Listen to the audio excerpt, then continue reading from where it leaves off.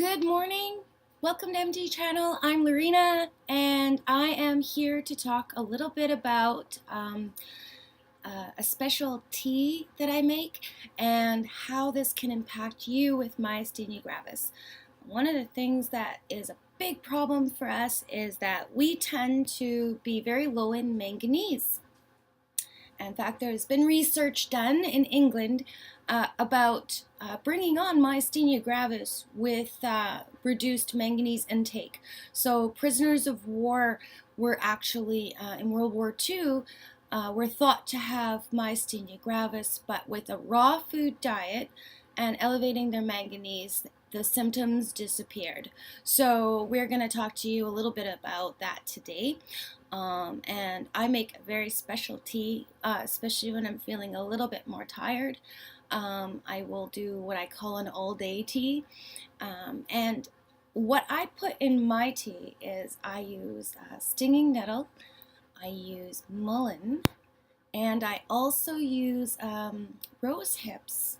And rose hips add flavor, but they're also very good for your stomach. And if you're low acid in your stomach like I am, it actually is very good for you. It controls diarrhea as well. So if you're having issues with your medication, if you're on some of those steroids, they definitely cause diarrhea. So it can really help you. It's also good for the urinary tract and reduces swelling in the body. So if you have anything like arthritis or anything like that, you want to look at these three, really give a nice tea. Now, stinging nettle can also be used in soup, and it's kind of like spinach, and it's high in manganese. It does have magnesium in it, but remember, magnesium isn't necessarily a bad guy. You do actually need some manganese in your diet for a proper balance in your electrolytes and your mineral intake. So the problem with magnesium is you want to be careful to not take it, or when you're taking other medications, you need to understand that the compounding agent in a lot of tablets, for instance, is magnesium stearate. Now, this is the true bad guy for myasthenia gravis. So you need to be very, very careful when using magnesium stearate in a product. If you want to avoid this, that's probably your best option. If you have a headache or whatever and you're taking Advil or something like that, they're mostly available in something called liquid gels. Now, liquid gels do not contain magnesium stearate. It's the tablets, which is also in our medication for like Mestinon and things like that, which is why it's kind of a double-edged sword. It does impact you. It will bring on the exacerbation of myasthenia gravis symptoms, so weakening, basically. You can also, if you get too much of it, you will salivate, pee more, those kinds of things, which also is a side effect of too much medication, which can also be not enough medication. It's very frustrating. I know. Trying to figure that out is very difficult. So that's okay. I'm here to help you understand your body. So if you are on higher doses of Mestinon, let's say, and you are peeing a lot, and you are salivating and having trouble talking, you might actually have too much Mestinon in your body. So how to know for sure without going cold turkey off of it? I don't recommend going cold turkey off of those things, okay? So if you're on like 10 a day, I wouldn't go to 0. But you can slowly reduce your intake to see if there is an improvement. Now you have to monitor your body, okay? This is really important. I am never advocating just saying, hey, don't take medicine, because you know what? Some of you actually need it. And it's more about finding the right dosage for you. This is something that your doctor really can't talk to you about, because even if they try, and I know they try, the God complex of doctors, wonderful. Anyways, myasthenia is so different and radically different for every single person out there. And I will never say that this is absolutely the way you need to go, because everybody is so different. So because of the differences, you need to really start to understand your body. And the only way to really do that is to try to balance your electrolytes and your mineral intake. Make sure that you're not deficient in something. And you can actually ask your doctor to take some of the blood work to help you with that question. And the reason being, if you're low in manganese, doesn't mean that you haven't been eating your spinach or stinging nettle. It actually means that you might not be absorbing very well. And that's the case for me, for sure. I start the slow kind of decline. If I'm having issues, I start to realize, hey, maybe I'm a little bit low. And sometimes I even have to take the tablets. But you need to make sure that you're not overdoing manganese. It can actually have devastating consequences to overdose with manganese. So you will increase your intake naturally, which will help you amazingly. And remember, when you're eating foods, real foods, not condensed foods in tablets, it's always much, much safer. So, the problem with, when you go to the vitamin stores and all of that kind of thing, and those condensed tablets, they have way too much sometimes of that product. And manganese is one of those items, okay? So you are going to help yourself naturally absorb more manganese, which will probably help you the most in the end for more consistent result. So, having said that, one of the other things that they did in this study is they fed people a raw food diet, because when you cook food, a lot of the natural nutrients are actually lost. So, if you have been having trouble, and I know this gets hard because raw food, chewing on a carrot, chewing on some spinach, that kind of thing, and you don't want to eat stinging nettle raw because there's like these little stingies thingies. I always recommend parboiling that. Okay, so just to be clear, it is like spinach and it tastes good. I like it anyways. And so if you're making it in a tea or a soup, you're totally fine. If you have arthritis and the stingers get into your joints, actually that's okay, because that's going to take away some of the inflammation and pain, believe it or not. It'll just sting initially. When picking your stinging nettle, if you're harvesting your own, it grows prevalently all over the world. And for our friends out there in Bosnia, listen, it is definitely growing in your area. I double checked. You also have mullein, and you also have rose hips growing naturally in your area. So you have the potential, at least in the summertime, maybe not right now, but you have the potential of harvesting your own, which is really, really cool. You want to be able to pick it as freshly as you can. Even if you're drying it yourself, at least then you know when it started its drying process, because sometimes these health food stores, the stuff's been sitting on the shelf for a couple of years. The older the thing is, the less likely that it's going to have the properties that you desire in it. Now, when you harvest rose hips, although a lot of people dry them, if you want to use them also for colds and flus, because it is very high in vitamin C, freshly harvested, rose hips, just prior to the freeze up is kind of the best time to harvest them. I always put a few in a jar and throw it in the freezer too, so that I can have it with my tea and I feel that it has more. But the longer that it's been harvested and the less fresh rose hips are, the less vitamin C will be in them. Anyways, very well balanced nutrients in the rose hips, good for stomach aches as well. Mullein is awesome for getting when you're sick. Awesome. Okay, do you have asthma? Oh my goodness. Okay, mullein tea is your best friend. Sore throat, any kind of infection in the lungs, asthma, straight up. I infuse whole day tea, so I want to steep it for at least, I bring my water to a boil and I add it to my mullein, and I want to let it sit there for at least 15 minutes to draw out the nutrients from the leaf.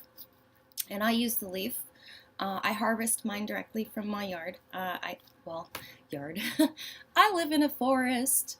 I live in 5 acres of conifer forest, and I just wanted to share with you what stinging nettle looks like and what first year plants for mullein look like. Mullein, stinging nettle, and rose hips are very abundant here, which I'm very, very grateful and fortunate to be able to have natural ingredients in my life. So I then infuse with the water for about 15 minutes, as I just said. And this I just keep adding hot water to all day long. The nutrients have been drawn out of the leaf, and it just is amazing. Another thing to do with mullein is amazing. You can put it in a jar, fill up your jar with your mullein leaves. You can use the flowers for this as well, and they're said to be more potent, but here's why I don't. I don't touch my rods. My second year plant for mulleins, I do not touch them, and the reason is I want to make sure that I get a nice showing the next year so that I can continue harvesting my mullein. So what I do is I leave those rods alone.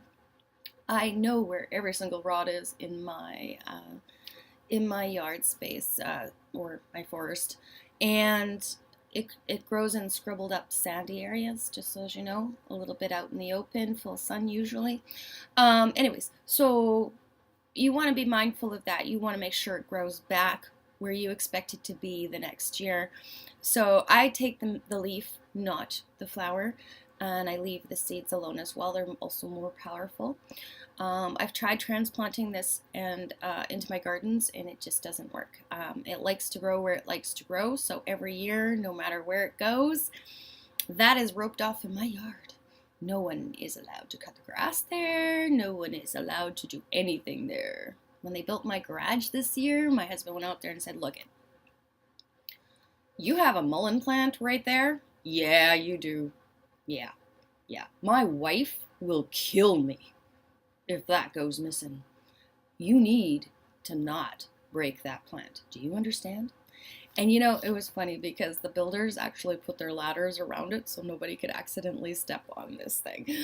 So anyway, hilarious. Yeah, that's just me. Anyways, when you have a plant like that, I also have natural chanterelles that grow in 3 patches on my acreage. And yeah, again, same thing. You're not allowed to disturb that. You're not allowed to over-harvest that. You're like deuced if you go after my chanterelle areas. So, and you're not allowed to walk in those areas either when they're not growing, because we have no idea how to create a situation where chanterelles will grow. So, in fact, I don't think anyone's ever come up with how these things grow, so they can't be commercialized. So it's only, you know, a couple times a year that you can harvest. So you want to make sure that you don't disturb whatever it is that they need in order to grow, because they are an amazing, amazing mushroom. Anyways, they smell fruity and nutty. You can't eat them raw, just so as you know. You can't. Your nose will go numb. Anyways, once you've cooked the chanterelles, you can, and what I do is when I'm harvesting, if I have a good year, particularly last year sucked, I only got a few meals out of it. Anyways, but the year prior was a really good year for chanterelles. So what I did was like, I cut them all up and I pre-cooked them all and I put them in bags. And we had everything all the way up until probably, let me see, I think we had all of our holiday dinners with it for sure. So that was pretty good. Anyways, back to mullein, stinging nettle, and rosehip tea, which is one of my favorites for making me feel better, especially if I've been having a rough time. You want to put in, I like to, for about 4 cups of liquid, I like to put in a good, and I usually use my hand. I use like a, like just a handful of mullein, a couple of tablespoons of the stinging nettle, and I use probably about 4 or 5 of the rose hips. I use more if they're dried. So just because you need a little more of the product in order to get the nutrients if it's been dried. But if it's frozen, just, a few of them is fine. You want to steep that for 15 minutes. One of the things you can also do is willow root. Willow root, if you have some fresh, you would make a separate tea for that if you're having a lot of aches and pains. Let's say you have the flu or you have a fever. That's another natural way. It's kind of like aspirin, so you need to be careful because it will make blood flow, right? So it'll thin your blood a little bit. So, but that also means, believe it or not, especially when you're older like me, remember I'm pushing 50. So when you're pushing 50, you want actually your blood to flow a little bit. So that's not unusual. But if you are low in iron, you would want to not go that route. So if you are just normal when it comes to your iron levels, and you don't have any anemia issues, then having a little bit of willow root tea will help take away headaches. So it's great for people who are like premenopausal or menopausal, me, who are having trouble with their monthly flow. Maybe you're clotting a little bit, those kinds of things, and it's making it more painful and crampy. Hey, this is for you. You need to get yourself some willow root. I've also seen willow bark, and I think it's similar. I think the young roots are actually, which you can harvest yourself from the willow trees. I usually go after the marshy areas and I pick it from there. Willow is amazing, and it can do some really nice gentle help for your body without having a problem. Just it's important not to make it too strong. I find that you can get a kind of an after headache if you you infuse too much, and you want to do that every 4 to 6 hours. So this isn't a tea that's an all-day tea. That's why you're not adding it into your all-day tea, because it can be a problem. Oh, this is Lorena with Season 1, Episode 4, and we are all about tea today. So one of the things you can do with stinging nettle too is you can add it to any soup. This is a wonderful spinach-like product. I actually like it better. It's a little more delicate. In the summer, I actually use lamb's quarter as well in my soups, and if I have any sorrel around growing, I will definitely throw some of that in my soup as well. Sorrel, stinging nettle, and lamb's quarters. Especially if you're making kind of a broth, you can do like a lamb's broth or something like that with it almost turns out like I want to say kind of like mitsu soup, where you're adding in a bit of the seaweed, kind of like that. Seaweed's also very good for you, by the way. Just make sure it's the unsalted kind of version, right? So you can give yourself too much salt, right? So you will need to balance those intakes. Again, eating your foods less cooked when it comes to your veggies, getting diverse, having things that are high in manganese, naturally sourced high in manganese, will help with your energy levels. You'll start to feel better. And even if you go back and look at maybe this bad time that you just had, you might want to notice things like, did your diet change? Did you eat out more? Processed foods really have a lack of nutrients. That is the biggest thing that people need to know. I don't care if you want to go get a booster shake. That thing is so artificial, you have no idea.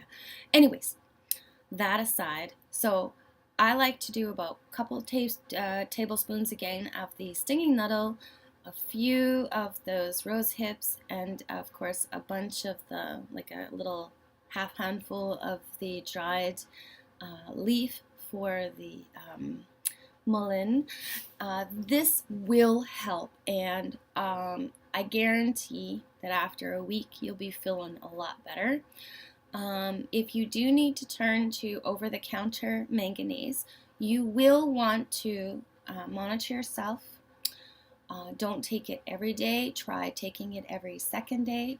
and you only want to go a week or two, because it is possible to get too much manganese in your body, which will do pretty much the reverse effect. So by balancing these nutrients in your body, you're going to reduce the swelling, you're going to improve your energy levels, you're going to feel so much better, your head will be clearer, and I can't say enough good about hemp seeds. Raw hemp seeds, especially if you have higher blood pressure, and you get that very clouded, shrouded effect in your head, you're just like, okay.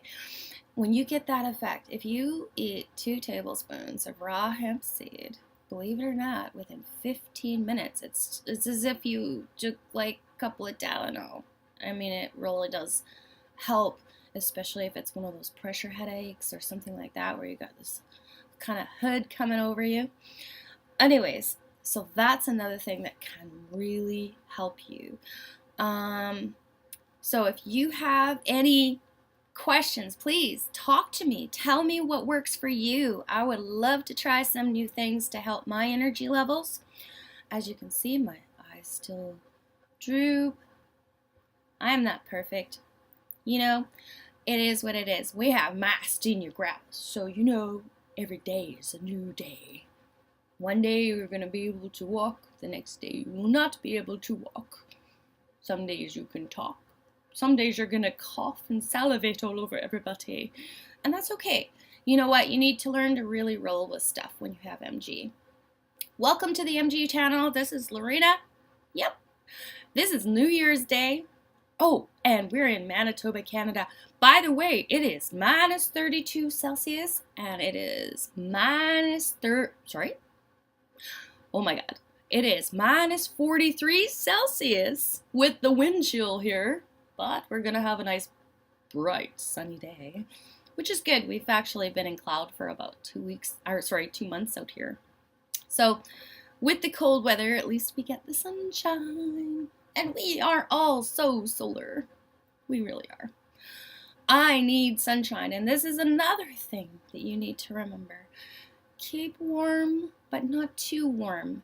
Myasthenia gravis, we're not good with extremes of anything. Anything that makes people normally tired and drawn out, anything you're fighting, if you're fighting pain, your myasthenia will be worse, okay? That's just bottom line, and that's pretty consistent across the board. So you want to stay warm, but you don't want to be too warm. You want to balance your diet, you want to balance your nutrients, and I guarantee if you start working towards those goals, instead of worrying about losing 5 pounds or all of this other stuff that goes through people's heads, balance is key, really, in a nutshell. And you need to balance, even if you feel junk. Sit in a window with some sunshine on you, at least 15 minutes a day, people, because you know what? You're going to get your vitamin D naturally absorbing into your skin. Like, so many people rely on drugs and pills, and there's a quick fix for everything. The magic pill. Okay, there is no such thing as a magic pill. I don't care what it's for. It's not going to happen. No. But on this road, I'm with you. Please tell me about your situation. I know that things get really heavy out there. We're working, we have children. Oh my God, children take so much energy. And I don't know if you do this, but did you know it takes more energy to get people to do things than it does for you to do it yourself? I find one of my biggest flaws is I'll just go ahead and do stuff. Why? Because it was harder for me to explain how I wanted something done versus me just going and doing it myself. Of course, then you might overdo it. So one of the things, you really need to give yourself some space and try to do some pre-planning. I know this is not my strength. Okay, I don't pre-plan. I really don't. Anyways, you need to try to write it down even. If there's something that you can pre-do on your good day, instead of hounding people on your bad day, like that's something that can really help you with the, order it when you can order it versus trying to think. Yeah, it's not gonna work, Thinking when you're having crisis. No, doesn't happen. Do you get the fuzzy head? Oh my God. And that's some of the reason why we also lash out, right? So it can be very, very difficult when you're in crisis. People don't understand, and it's hard for you to think, about how do you explain anything, really, So, that's one of those, that's a trouble spot. So you need to get yourself well so you don't face that so often. We are also an invisible disability, which means that although our faces look like junk when we're sick, and when we get weak, and it's, kind of up and down, right? I'm infected daily. Some people are not, and it's probably even worse for them. The invisible disability, people look at you and go, well, I don't know, you don't have a missing limb. Well, I kind of have a half limb right now. I can't lift my arm, or I can't swallow, or I can't breathe, or, one day I can take a lid off a jar, the next day I can't, and the next day after that I can again, so it's difficult. And if it's difficult for you, it's really difficult for your spouse, and it's difficult for your kids to understand. And I think some of my children don't even understand still. I know when I said I was going to be creating this Myasthenia Gravis channel, they were like, wow, does it impact you? like they really, because they can't see it, touch it, taste it, feel it, unless you walked a mile in my shoes, you really don't understand. And I don't complain a lot. I really don't. I'm actually going to be using this blog in order to talk about some real things with MG. And we're going to be talking a lot about foods. We're going to be talking about activity. We're going to be talking about what works, what doesn't. And hey, a lot of this is going to be directed by you, because I want to talk about things that are concerning you. I want to talk about things that matter to you at the stage you're at, because some of you are just starting out. You just found out that you have myasthenia. I've had it for 48 years, and I've lived life, and I've had trouble with life, but I've also learned some coping skills, and I'm hoping that between me and my experiences and you talking about your experiences, we can just get together and do something that's really gonna help other people with myasthenia gravis, and hopefully help ourselves in the process. I'm starting to have trouble with saliva. Anyways, I want you, if you like my videos, please subscribe and check the bell notification for our newest videos, and please talk to me. Like, comment below. I need to know what matters to you. And hey, I'm hopeful that with this communication, all of us are gonna just do MG a little better. Oh, we can't get rid of it, but we can live with it. And let's talk about living. All right, have a happy new year.